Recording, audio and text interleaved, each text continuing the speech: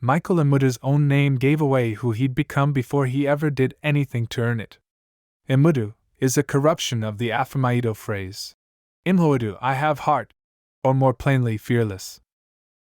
He was an orphaned apprentice with almost no formal education when the colonial government first took notice of him. By the time they were done trying to contain him, he'd forced concessions out of the British that no politician in the Legislative Council had managed to win. An orphan's path. Michael Emudu was born September 7, 1902, in Okora, in what's now Edo State. His father served in the West African Frontier Force. Both of his parents were dead by 1922, and Emudu spent his teenage years being raised by relatives, moving between the Midwest and the East, picking up the Igbo language along the way.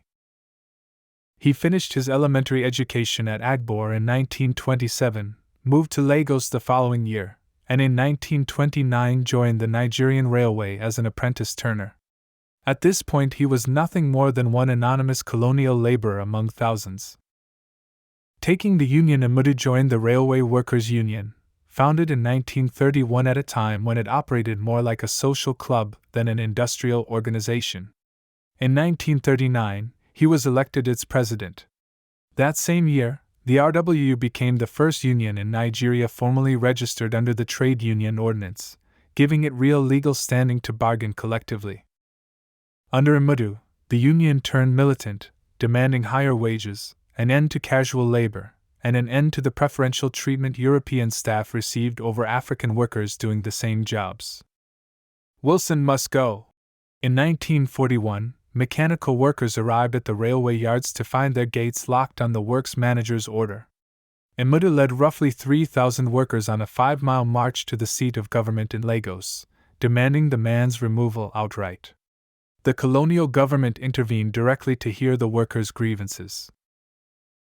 Emudu was no longer just a union president.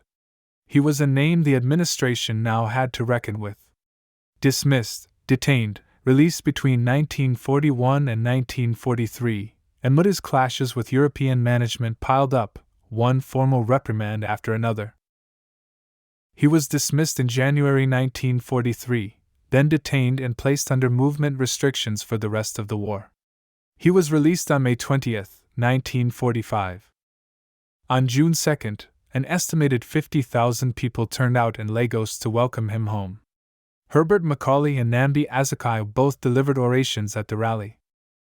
44 days on June 21 and 22, 1945, Emudu led the radical wing of the labor movement into Nigeria's first general strike.